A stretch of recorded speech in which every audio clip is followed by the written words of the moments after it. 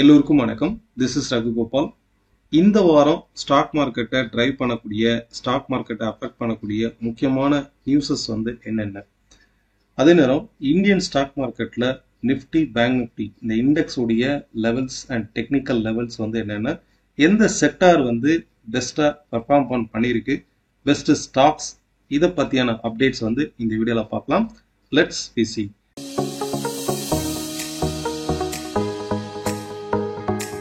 First of all, US president Donald Trump அந்த நாட்டினுடைய central bank, so இது ஒரு point of view, government central பேங்கை இன்ட்ரெஸ்ட் ரேட்டை குறைக்கிறதுக்கான ஒரு அழுத்தம் கொடுக்குதுன்னு ஓப்பனாக இதில் தெரியுது.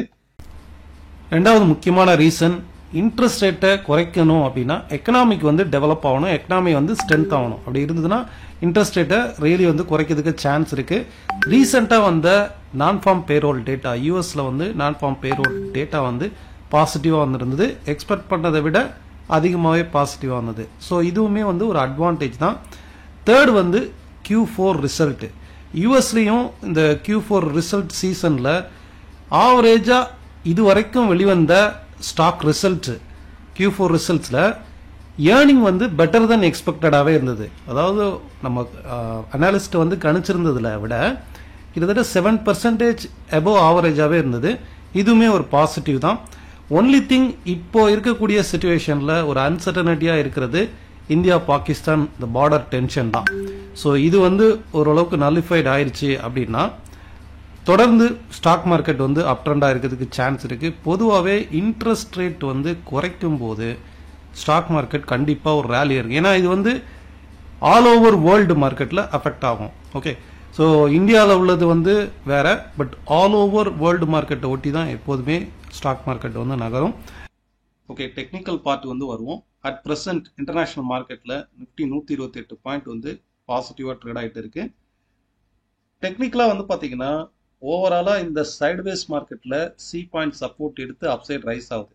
இப்போ இந்த ரைஸ் தொடர்ந்து இந்த ட்ரெண்ட் அப் ட்ரெண்டா இருக்குமா அப்படின்னா, இந்த ட்ரெண்ட் இங்க இருந்து ஃபாலோ ஆகுது இல்லையா, இந்த ட்ரெண்ட் எப்போ பிரேக் அவுட் ஆயிருக்கோ அப்பவே ஓவரால் ட்ரெண்ட் பாசிட்டிவா இருக்கும். குறைஞ்சபட்சம் 25,100 27,000 வரைக்கும் அப்சைட் ரைஸ் ஆகிறதுக்கு தான் பாசிபிலிட்டிஸ் இருக்கு. பட் அட் பிரசன்ட் இந்த பிரேக் அவுட் ஆனது லாஸ்ட் ஒரு 4 வீக்ஸா கண்டினியூஸா ரைஸ் ஆயிருக்கு. இந்த இடத்துல பிரேக் அவுட் ஆயிட்டு ரீடெஸ்ட் ஆகிறதுக்கும் சான்ஸ் இருக்கு. மேக்சிமம் அப்படி ரீடெஸ்ட் ஆச்சு அப்படின்னாக்கா 23,500 22,900 இந்த லெவல் கூட வரைக்கும் கூட ரீடெஸ்ட் நடக்கலாம். பட் தொடர்ந்து 2 வாரமாவே பாசிட்டிவ்ல தான் க்ளோசிங் நடந்துகிட்டு இருக்கு. இதை நம்ம இன்னும் ஷார்ப்பா நம்ம அப்ரோச் பண்ணணும் அப்படின்னா, மார்க்கெட் லாஸ்ட் வீக் நம்ம என்ன பார்த்தோம், இந்த இடத்துல லைக் ஒரு கப் அண்ட் ஹேண்டில் மாதிரி ஃபார்மேஷன் நடந்துட்டு இருக்கு.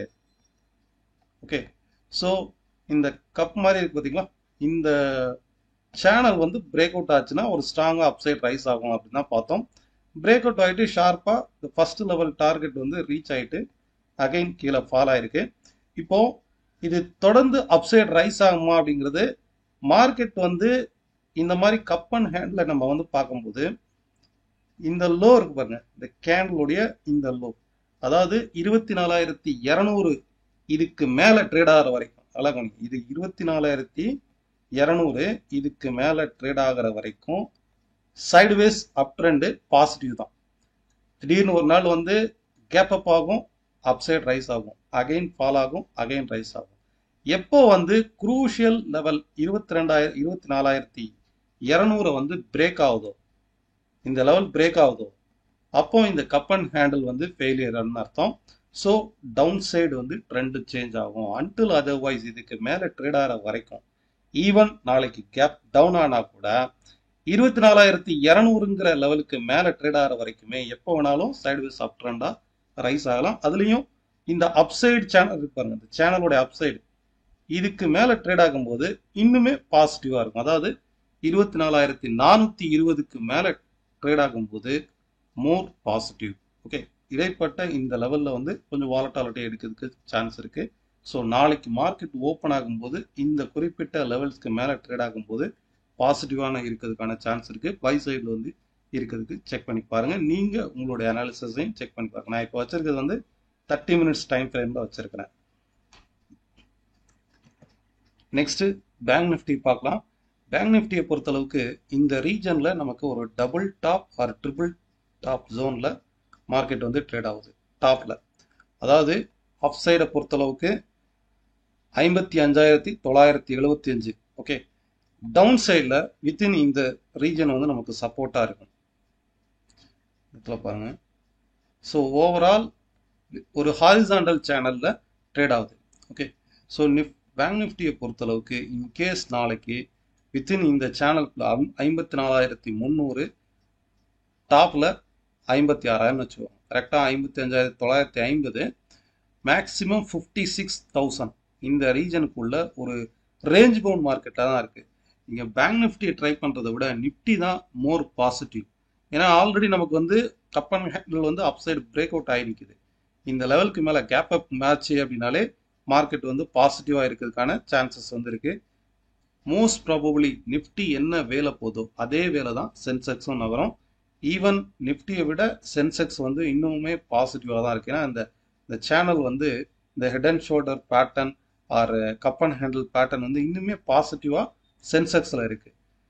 ஸோ இந்த சைடுவேஸ் கேண்டில் மாதிரி இருக்கக்கூடிய அந்த சேனல் வந்து அப்சைடு பிரேக் அவுட் ஆயிருக்கு.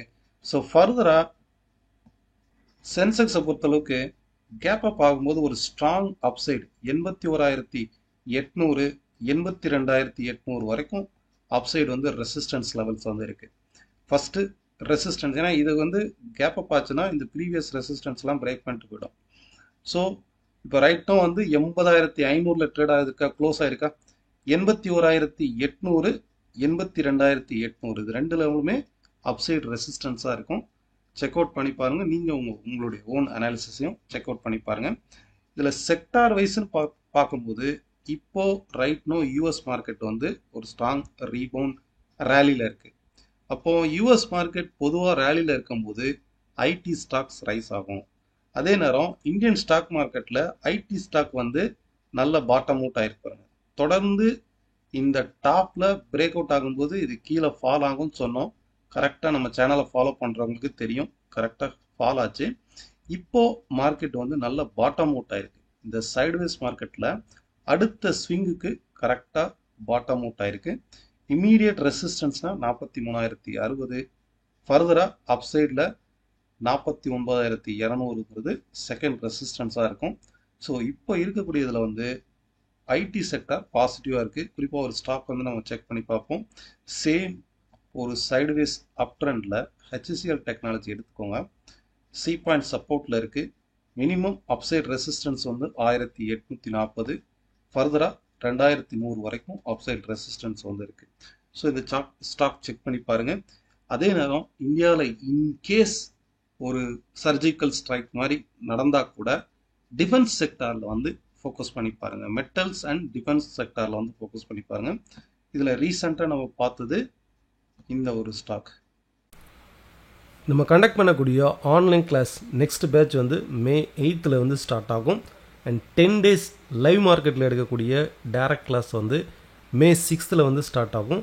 1 day டெக்னிக்கல் ஒர்க் ஷாப், எப்படி லெவல்ஸ் எடுக்கிறது, எந்த இடத்துல இன்ட்ராடேல என்ட்ரி பண்ணுறது, ஸோ பொசிஷனலாக ஸ்விங் ட்ரேடாக இருந்தாலும் complete technical analysis 1 day work shop வந்து May 5th வந்து இருக்கும். இன்ட்ரெஸ்டட் பீப்புள் கீழே ஸ்க்ரோலர் அந்த வாட்ஸ்அப் நம்பருக்கு காண்டாக்ட் பண்ணுங்கள். கார்டன் ரீச் ஷிப் பில்டிங், அதே மாதிரி இன்னொரு ஸ்டாக் மசகன் ஷிப் பில்டிங், இந்த ஸ்டாக்ஸ்லாம் வந்து பார்த்தோம். டிஃபென்ஸ் ஸ்டாக்ஸ் எல்லா ஸ்டாக்ஸுமே defence stocks mostly check out பண்ணி பாருங்கள். ஸோ இதுக்கு அடுத்து முக்கியமான செக்டாரில் எனர்ஜி செக்டாரை வந்து எடுத்துக்கலாம். பிகாஸ் ஓவரால் ட்ரெண்டில் கரெக்டாக சப்போர்ட் எடுத்து அப்சைடில் இருக்குது. ஸோ எனர்ஜி ரிலேட்டடான stock power grid, IEX, Indian energy exchange, so இந்த மாதிரி ஸ்டாக்ஸில் வந்து ட்ரை பண்ணி பாருங்கள். தென் எஃப்எம்சிஜி வந்து ஆல்ரெடி பிரேக் அவுட் ஆயிருக்கு. ஸோ எஃப்எம்சிஜியை விட இந்த ரெண்டு ஸ்டாக்ஸ் செக்டார்லையும் செக் பண்ணி பாருங்கள். ஐடி அண்ட் எனர்ஜி இந்த வாரம் நம்ம ஃபோக்கஸ் பண்ணுறது ஐடி அண்ட் எனர்ஜியில் வந்து செக் அவுட் பண்ணி பாருங்கள். நெக்ஸ்ட்டு க்ரூட் ஆயில் வந்து பார்க்கலாம். க்ரூடை பொறுத்தளவுக்கு கண்டினியூஸாக ஒரு செல்லிங் ப்ரெஷருக்கு வந்து மார்க்கெட் வந்து வந்திருக்கு. பிகாஸ் இந்த ஹெட் அண்ட் ஷோல்டர் ஃபார்மேஷன் ஆகி ஃபஸ்ட்டு சப்போர்ட் ரீச் ஆகி அகைன் திரும்பவும் மார்க்கெட் கீழே ஃபால் ஆகுது. அப்போ இது வந்து இதுக்கு அடுத்து இன்னும் ஒரு பெரிய ஃபால் கொடுக்கறதுக்கான வாய்ப்பு வந்து இருக்குது. ஸோ க்ரூட் ஆயிலை பொறுத்தளவுக்கு வரும் வாரங்களில் செல்லான் டிப்ஸில் வந்து இருக்கலாம். அப் டு 5300 வரைக்குமே இன்கேஸ் ஒரு ஸ்மால் ரைஸ் ஆனால் கூட மார்க்கெட் வந்து அகைன் ஃபால் ஆகிறதுக்கு தான் பாசிபிலிட்டிஸ் இருக்கு. இந்த டபுள் பாட்டம் பிரேக் ஆகும்போது 4600 வரைக்குமே ஃபால் ஆகலாம். ஓகே, ஏன்னா இந்த இடத்துல ரீசெண்டாக ஒரு டபுள் பாட்டம் ஜோன் இருக்கு. இதை பிரேக் ஆச்சுன்னா இன்னுமே செல்லிங் ப்ரெஷர் வந்து அதிகரிக்கும். அப் டு ஃபர்ஸ்ட் லெவல் வந்து அப் டு 5600 அண்ட் 5700 வரைக்குமே செல்லிங் ப்ரெஷர் தான். ஃபைன். இதுக்கு அடுத்து கோல்டு வந்து பார்க்கலாம். கோல்டை பொறுத்தளவுக்கு மார்க்கெட் வந்து லாஸ்ட் ஒரு 2 வீக்ஸாக தான் கரெக்ஷன் வந்து நடந்திருக்கு. இந்த மாதிரி செல்லிங் ட்ரெண்டுக்கு ரைட் நோ கோல்டு வந்து மாறி இருக்கு. இப்போ ஒரு கேண்டில் வந்து டாப்ல இந்த மாதிரி ஃபார்ம் ஆச்சு அப்படின்னா இது நம்ம கன்ஃபார்ம் பண்ண முடியாது. தொடர்ந்து 2 வாரம் இந்த மாதிரி ஒரு ஃபார்மேஷன் கொடுக்கும்போது மார்க்கெட் இன்னுமே ஃபர்தரா கரெக்ஷன் ஏற்படுறதுக்கான வாய்ப்பு இருக்கு. ஸோ கோல்டை பொறுத்தளவுக்கு அக்ரெசிவா பை பண்றவங்க ஜஸ்ட் வெயிட். இன்னும் மார்க்கெட் வந்து ஃபால் ஆகிறதுக்கு பாசிபிலிட்டிஸ் இருக்கு. குறைஞ்சபட்சம் ஒரு 6000 ரூபாய் வரைக்கும் ஃபால் ஆகிறதுக்கு பாசிபிலிட்டி. இப்போ 92,600 இருக்கா, 86,000 85,600 வரைக்குமே ஃபால் ஆகிறதுக்கு இருக்கு. பெஸ்ட் சப்போர்ட், அதாவது கோல்டு வந்து இன்ட்ராடேல அன்னைக்கு வாங்கி அன்னைக்கு செல் பண்றவங்க செல்லிங்ல இருக்கலாம். பட் பொசிஷனலா நான் பை பண்ண போறேன், இன்வெஸ்ட் பண்ண போறேன் அப்படின்னா கோல்டை பொறுத்தளவுக்கு வெயிட் பண்ணுங்க. ஒரு சரியான பாட்டம் வரைக்கும் வெயிட் பண்ணுங்க. 85,000 ஆர் 84,200ங்கிறது ஒரு பெஸ்ட் சப்போர்ட்டா இருக்கும். ஃபைன். உங்களுடைய கருத்துக்களை கீழே உள்ள கமெண்ட் பாக்ஸ்ல தெரிவிங்க. நன்றி, வணக்கம்.